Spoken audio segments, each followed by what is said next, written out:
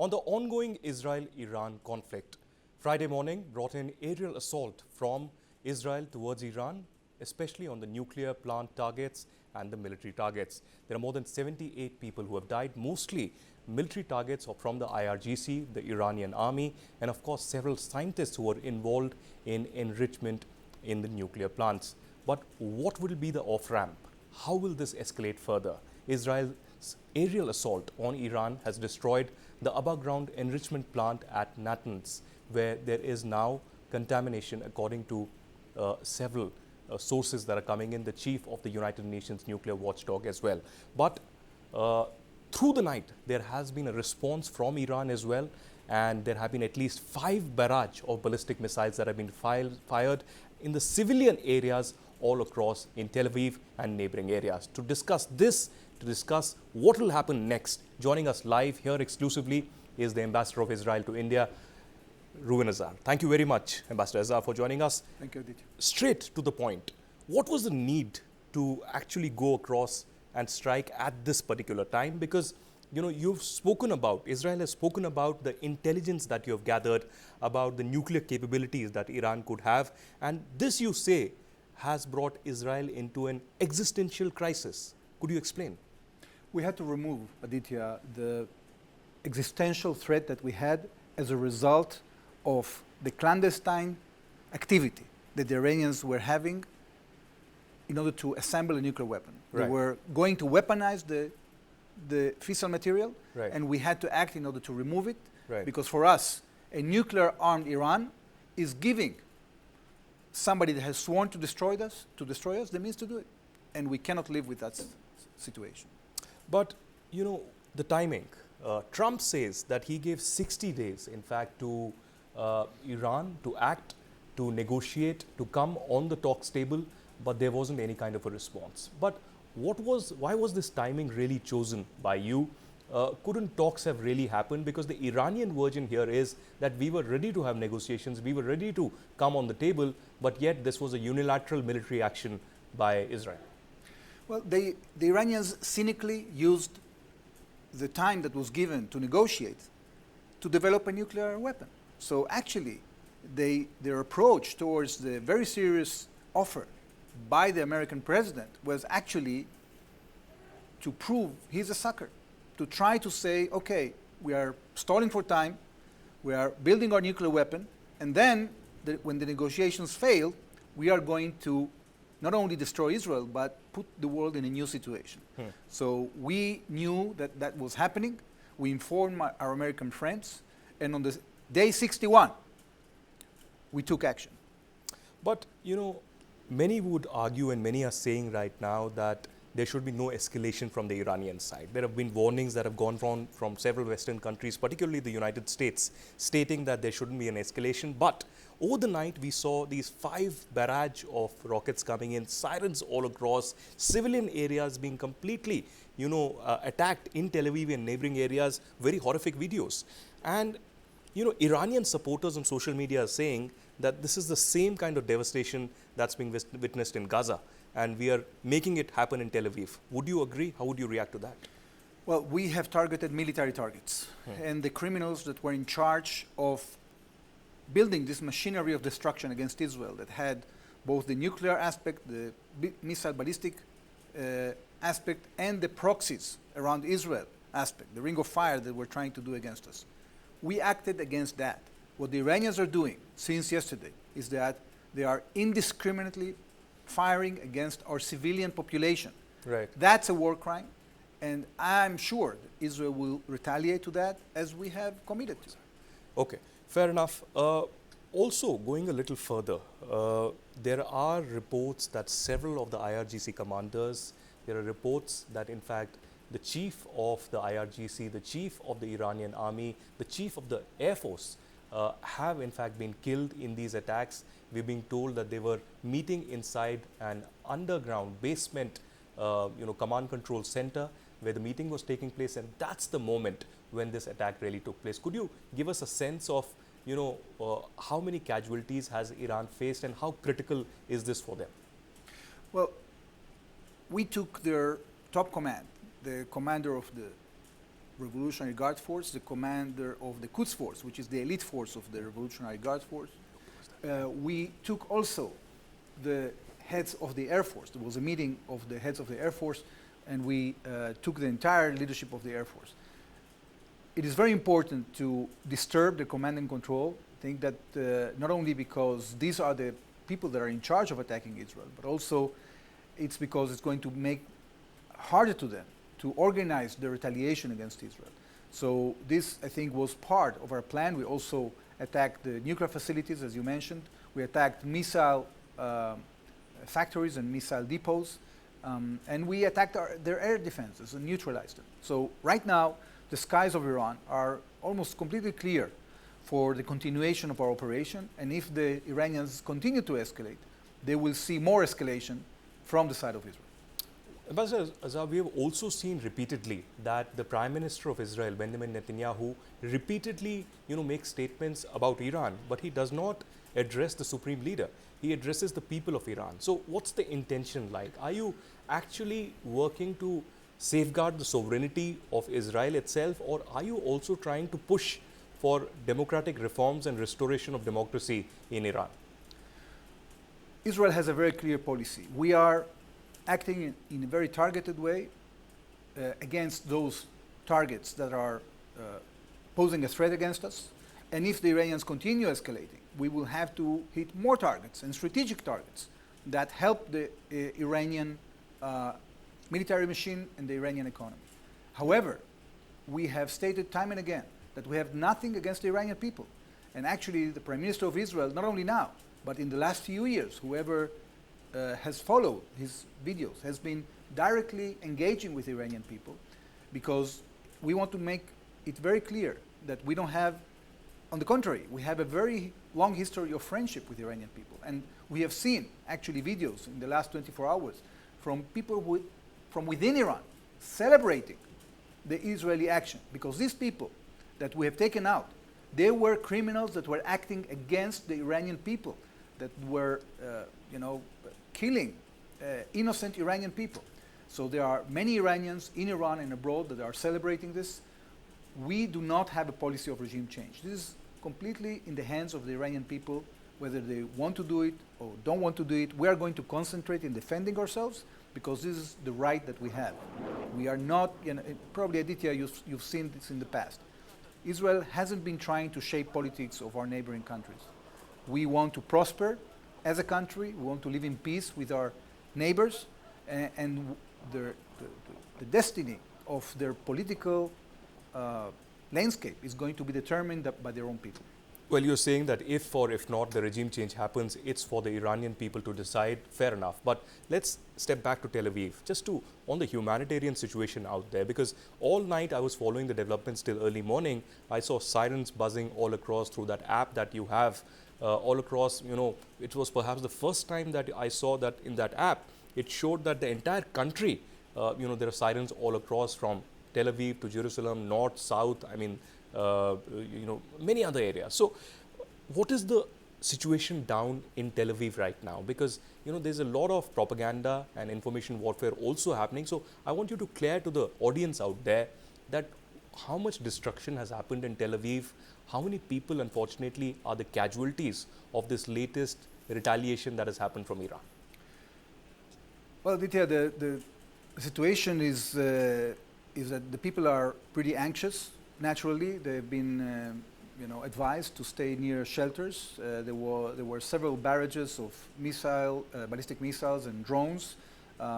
Unfortunately, some of them, a very small minority of them, have hit civilian areas because our air defenses failed to intercept them. Usually we have a success ratio of more than 90%, but even those small percentage of rockets that penetrate can cause huge devastation. So unfortunately, we had 3 casualties. I just called my family. One of these missiles, fell near the house of one of my nephews. So of course, the people in Israel are anxious.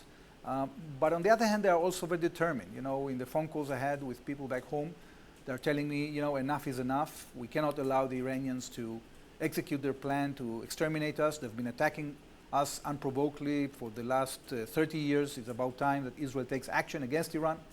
Because, the sense in Israel is that for so many years, the Iranians, were using their proxies, but they were completely acting with impunity. They didn't suffer any consequences from their aggression, the war of aggression against Israel. And now, finally, the Iranians are paying, the regime is paying the price.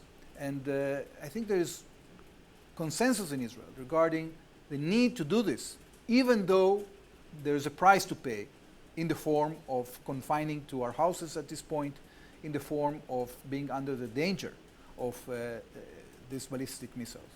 Ambassador, what you said about the crisis that's been happening, people running to the bunkers and bomb shelters and, explosions happening all across in the civilian areas in Tel Aviv, does that mean that there will be a retaliation that will be even worse than this from Israel towards Iran? Because your defense minister seems to suggest the same thing, that we had warned Iran not to venture into the civilian areas and now expect the worst. What is this worse? Well, I don't know yet. It's up to the cabinet to decide. The cabinet will have to decide exactly what we are going to do next. There are, as I told you, there are many possibilities that we have, because we have actually neutralized the air defenses of Iran. And if the Iranian regime continues to escalate, the price that they will pay will be much higher. Well, several foreign policy wonks and Middle East experts have been warning that this kind of an escalation, and they're blaming Israel, that this kind of an escalation could lead to a wider conflict involving perhaps Iraq, Syria, Lebanon in many ways, and it could lead to a kind of a warlike situation, not just restricted to these two countries, but all across many countries involved in this. How do you react to that? We don't have any intention, Aditya, of attacking any other countries. It's the Iranians who have to decide whether they want to expand this war.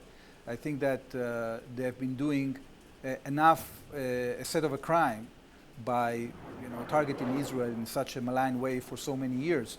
And if they decide to expand and attack more countries, I think they're going to suffer the consequences. So it's completely up to them. Well, your ambassador at the United Nations and as well as the US have come out very vociferously, even holding those pictures and evidences from Tehran of the, that countdown clock that was set up there for the attacks that will happen, etc. But, as an organization, the United Nations and particularly the UNSC, which met recently in an emergency mode on the request of the Iranians, what would you expect from the UNSC? What would you expect from the UN at this very critical stage? Well, we've been expecting the UN Security Council for years to condemn Iran, the radical Islamic regime in Iran, that has sworn to destroy another UN member state. This is completely unacceptable.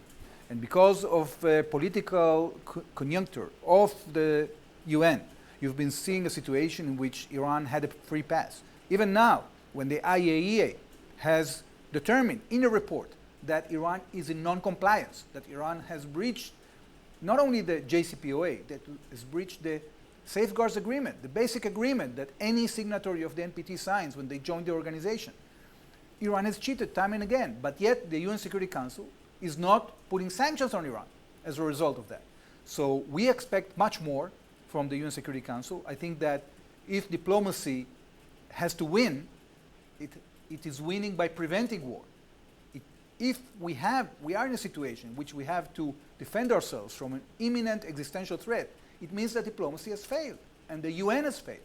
So we expect much more conviction from the side of the countries that care about peace and security in isolating regimes, rogue regimes like the Iranian regime that are creating havoc in our region, that are building weapons of mass destruction in order to attack other countries, that are controlling capitals of different countries in our region. This is, about time that the UN Security Council takes action against that. Unfortunately, there are countries within the Security Council that are not cooperating, and therefore, we don't see what we expect to see. Well, you spoke about diplomacy very interestingly, Ambassador Azar. Let's get into the statements that have come in, reacting to what you did in Iran. Mm-hmm. Let's get to the statement of New Delhi, where we are sitting here. You represent Israel in New Delhi, and the Indian statement very categorically said that there needs to be diplomacy, there needs to be dialogue and emphasis, even though Israel and India are very close strategic partners. There's technology sharing, there's defense partnership, very robust in the last few years. But how do you react to New Delhi's statements? Are there more expectations of alliance here? Also defense partnership that come in, not just Israel providing material to India, but also India doing the same for Israel? Well, first of all, we have a great relationship with the Indian leadership. We have trust. We have great defense cooperation. Yesterday, there were conversations between our top leadership. Our Prime Minister spoke with Prime Minister Modi. Our National Security Advisor, Tzachi Hanegbi, spoke with Ajit Doval. And also our foreign ministers spoke, Sar and Jai Shankar. It's natural for us that India would seek diplomacy. This is the right thing to do. And we would very much be happy to get back to diplomacy as soon as we deal with this threat. Because, countries have the right to defend themselves. And India has the right to defend itself. Israel has the right to defend itself. And we're going to see it through. And we will seek cooperation in the future as well. It's not just a matter of, defense transactions. We are working together to create solutions that confront common challenges. And this relationship is only getting deeper and wider. And I think it's going to contribute to security in the region and in the world. But Ambassador, in the context of the recent conflict that India was also grappled with between India and Pakistan, the Operation Sindoor happened and you came out very robustly supporting India against terrorism emanating from the Pakistani soil. What would you expect? Because, there's a channel of communication and dialogue that's underway between New Delhi and Tehran as well. We are close strategic partners as well. So what would you expect New Delhi to convey to Tehran at this crucial stage? Well, we've been discussing these issues in the past. We know that India has a good dialogue with Iran. I think that any conduit, any track of dialogue should be used in order to send a very clear message that this kind of conduct of trying to annihilate other countries is completely unacceptable. And if Iran continues with this course of aggression, it will be devastating for them and for the Iranians. But Ambassador, one of the most crucial questions that I haven't asked till now is the role of the United States and the European partners that you have right now. Mm-hmm. Do you think that they're doing enough to deter Iranian aggression and the expansionist tendency that they have? Iran not just directly attacking, but also often in the last 2 years where we have seen or more using proxies, the Houthis and others all across the region. So are United States and Europe doing enough to deter Iran? Do you expect them to do much more than the lip service and the statements that are coming in? I expect all the international community, including the countries that you mentioned, to do more because evidently the fact that they haven't done enough has brought us to the situation we are today. Iran has to be deterred. And when Iran is not being deterred, we get to the situations that we are seeing now, in which we don't have any choice but to take measures. Look, we've been dealing with this for 30 years. There were multiple times in which Iran was engaged diplomatically in order to convince them to stop their military nuclear program, to stop their campaign in the region, to stop the development of ballistic missiles. It didn't work. So there is much to do. I expect that after these strikes are over, the Iranians will reconsider. There will be a hope for re-engagement. There will be either a change in policy or another geopolitical change that would allow us to restore peace in a more stable way. Ambassador, immediately after your strikes that happened in Iran, there were statements, of course, that came in from all global capitals, but in particular from UAE and Saudi Arabia.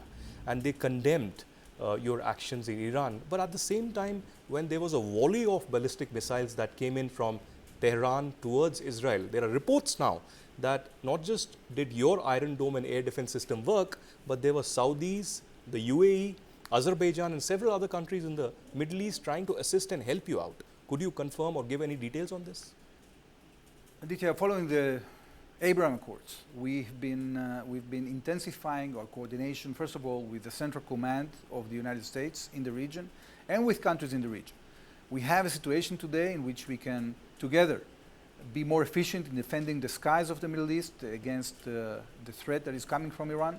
And without getting into specifics, This is working. Now, countries feel vulnerable, and I think that there is a lot of concern that Iran will attack them as well. I know for a fact, in conversations with my friends, and I have many of them in our region, that they're actually quite pleased with the fact that Israel took action, and they hope that we will do the job in order to get the message through to the Iranians and to undermine their capabilities to attack not only Israel, but to attack them as well. Ambassador, are there any red lines when it comes to the Israeli nuclear program? Because, Israel hasn't used, nuclear threat as of now, but has tried to call the bluff on the Iranian side. But there have been statements coming in from Iran, a lot of, angry, very hawkish statements that they would attack the Israeli nuclear facilities as well. So are there any red lines, and what could really happen if there are blasts that have occurred? They've in fact claimed that one of the nuclear facilities, the research centers, has been attacked in fact in Israel. Is that true? Well, first of all, Israel will not be the first country to introduce nuclear weapons into the region. There are many speculations and many calls. Israel is doing whatever it needs to do in order to defend itself and its facilities. Finally, last question on the show. What is the off-ramp that Iran would be now looking at to end the escalation, or is it really ready even to end the escalation? And from the Israeli perspective, do you think that confrontation, military confrontation with Israel is continuing? And Ambassador, a very pointed question, can we call this actually a war that's happening? Well, I think there's no choice but to call it a war, because this is a war that was launched by Iran against Israel for the last 30 years. The only difference is now that despite the fact that we have been in war, attacked by the Iranians for so many times through their proxies, now we are being attacked directly by Iran. We had one barrage in April, then one in October. Now we are having it again. But the new thing, Aditya, is now Iran is being hit for the first time in the last 30 years. So the Iranians thought that they can continue their aggression with impunity. We have proven them wrong. If they need more proof, we are going to supply it. Well, here's hoping that there is diplomacy and peace that finally paves the way forward, and there's an end of radicalization and also terrorism.